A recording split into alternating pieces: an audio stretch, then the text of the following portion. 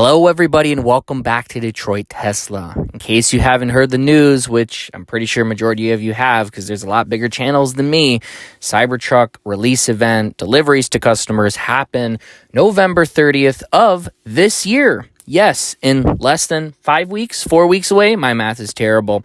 But we're going to get to Cybertruck towards the end of this video because that is not what this video is about. Essentially, what this video is about is, like you saw in the title, the final nail in the coffin for the big three.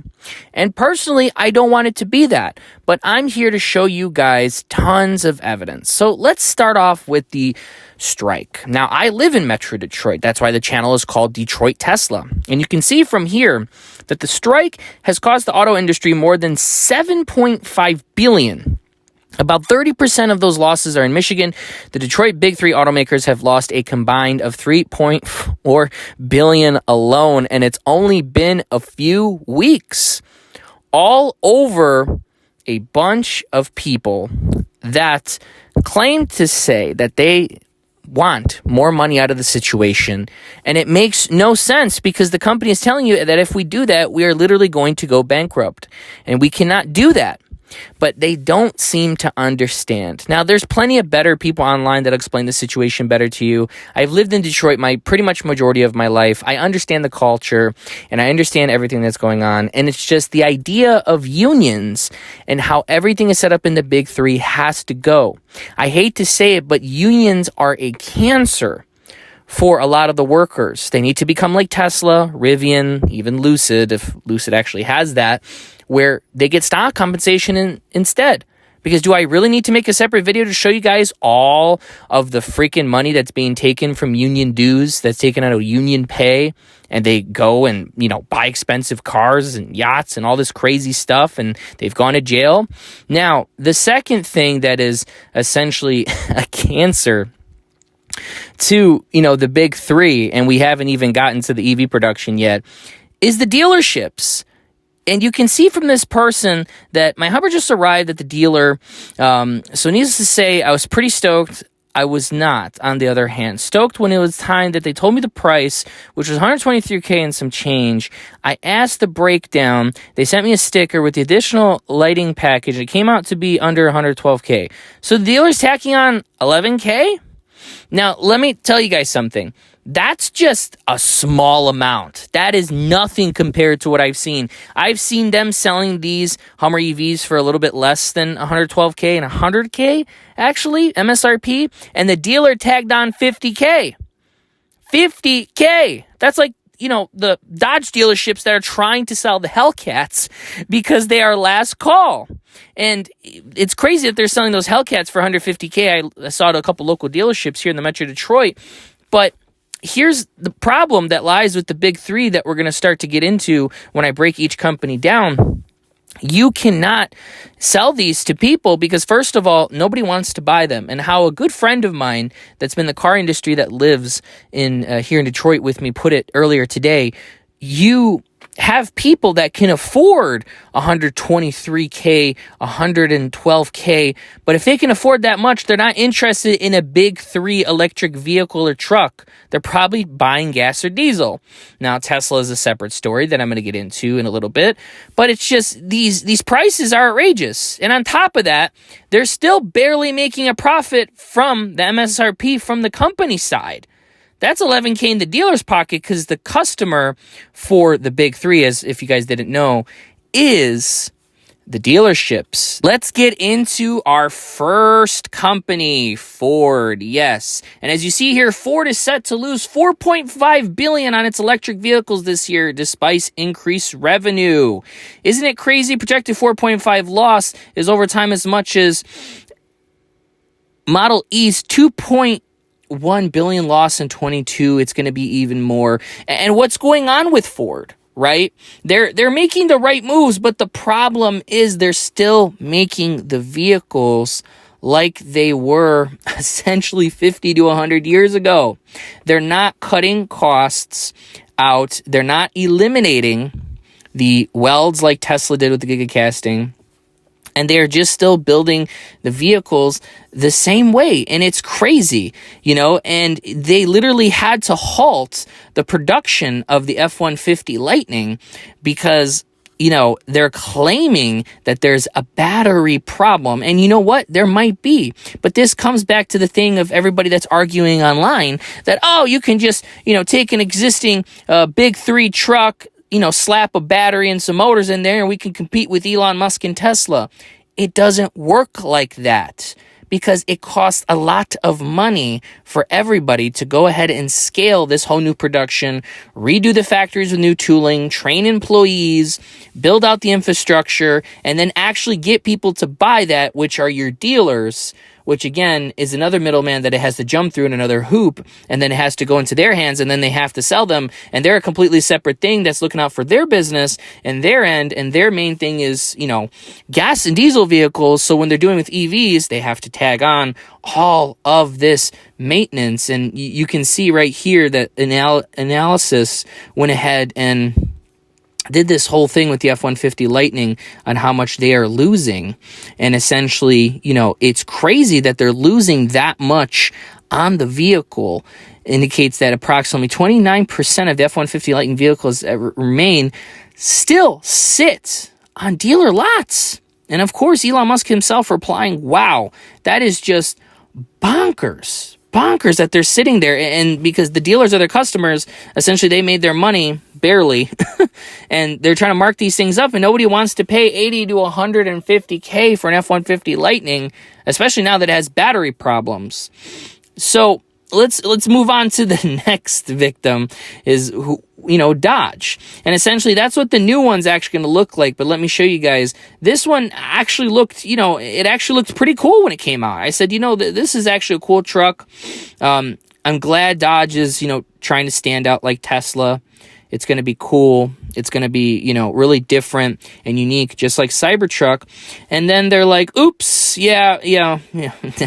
No, we're going to go ahead and just make it look like a traditional, truck. So, because surveys said that a lot of people that already drive Rams didn't want to go ahead and buy this thing because of the way it looks. They wanted to keep it like a truck, and I'm referring to the way that this thing looks, this out of space different look. They wanted the more traditional looking truck, again slapping EV batteries and of course a drivetrain in there, and now we're going to compete with Elon Musk, right? That's essentially what it is. And that's really everything I have on Dodge, because they're kind of sitting back and they're under the Stellantis umbrella that, I just don't think they're going to survive. And they know that. So they're like, yeah, they're going to bring something to the market, but it's just, I don't see it. And of course, now it's time for the leader in EVs. And of course, I have to play the famous clip. And it starts here in Detroit. In the auto industry, Detroit's leading the world in electric vehicles. You know how critical it is?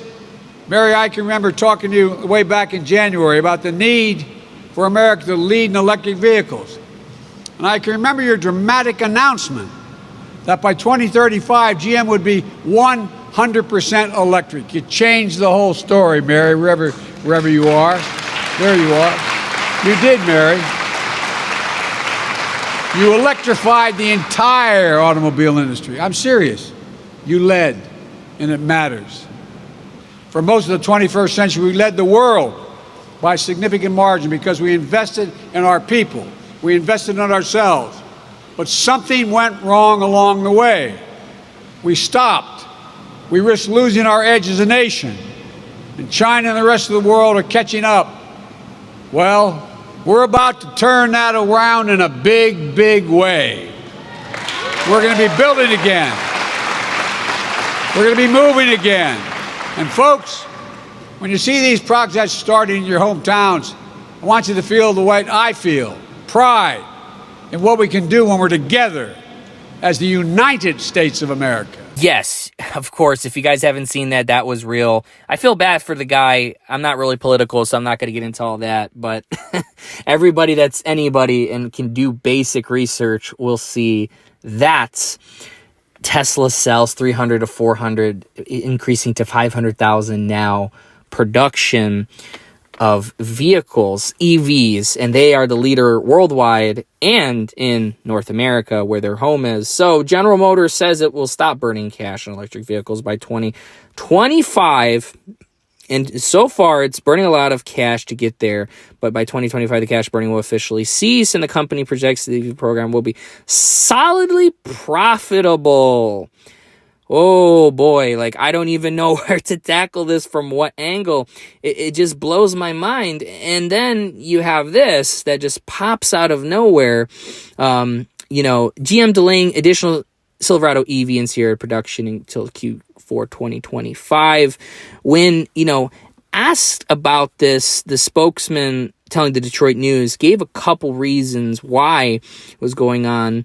And they're saying that to better manage capital, investing while aligning with the evolving EV demand. What EV demand are they talking about? Didn't they sell, in the last couple quarters, combined 10 Silverado EVs? Excuse me, let me correct myself. Hummer EVs, and they just started selling the Silverado EV. And look, this thing ain't bad, okay? Here's some pictures of it. It's a nice-looking truck. I've seen them with the manufacturer plates driving literally 15 minutes away from my house.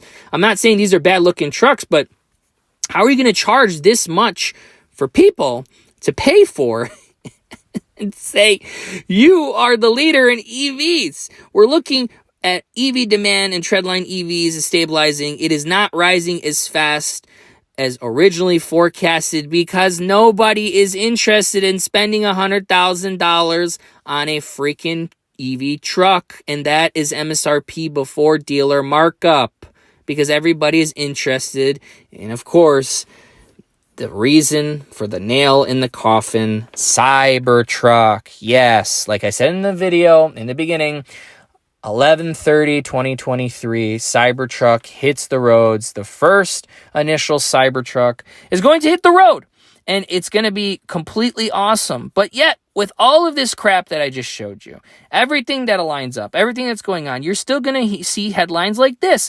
Cybertruck deliveries by November 30th. That's pretty good. But then you see Reuters. Elon Musk raises Cybertruck production concerns, which if you listen to the Q3 earnings call that just happened yesterday, it is a valid point. It's a new product. It's different. And they're concerned, right? But that's all you're going to see. Tesla Cybertruck has Elon Musk sounding unusually cautious, right? I would be too. That just makes sense, right? And, with Motor Trend, same thing. We dug our own grave with Tesla Cybertruck, which it finally arrives in November. Tesla announces new for Cybertruck after missing the first one. Which date did they have, The Verge? Which date exactly did they say that this thing is going to come out? They didn't. They wanted to certain couple years, but we went through 2 years of, what happened to the world, and I don't want to say it on YouTube so they demonetize my video, but it's just crazy. And it just blows my mind that people are just still sitting here saying this is a joke. And I saw all the comments today, all these forums I was commenting, all these different Facebook pages, all these YouTube pages, shorts, TikToks, whatever. People still think this is a joke. It's not legit. And it still absolutely blows my mind that people just do not see that, the big three are dead in the water. They can't make profitable EVs. The UAW strike is a cancer for them, the UAW in general. Plus, the dealerships are another big cancer. So they're fighting two big cancers on top of the third one, I guess, if you want to call it a cancer, that they can't make profitable EVs. So what is the solution? What is the solution in this situation for the big three, right? Because now that we're through a lot of the negative stuff, let's talk positive for a second. What can they do to survive, essentially, right? What can they do to, actually survive somehow? And essentially, they already started on that, right? Everybody is joining Tesla's NACS, which is, they have pretty much already started that. And I think that's the way that it's going to go because they're realizing that they can't simply just slap battery packs and other EV materials such as motors and high voltage cables into a existing drivetrain, existing vehicle, change it up a bit to look a little bit more modern with LED lights and say we're going to compete with Elon Musk, right? I'm going to keep preaching that till I'm blue in the face. They started that by partnering with Tesla, GM and Ford have. BMW was just announced yesterday. You got Rivian, and I think Lucid are the only ones that are backing off because Peter Rawlinson still thinks that they're going to survive. But you got Honda, you got Hyundai, you got Toyota, you got all these companies that I completely forgot, even Mercedes, all these companies that are going to use Tesla charge ports and the supercharging network because it was built before they built the cars a long time ago.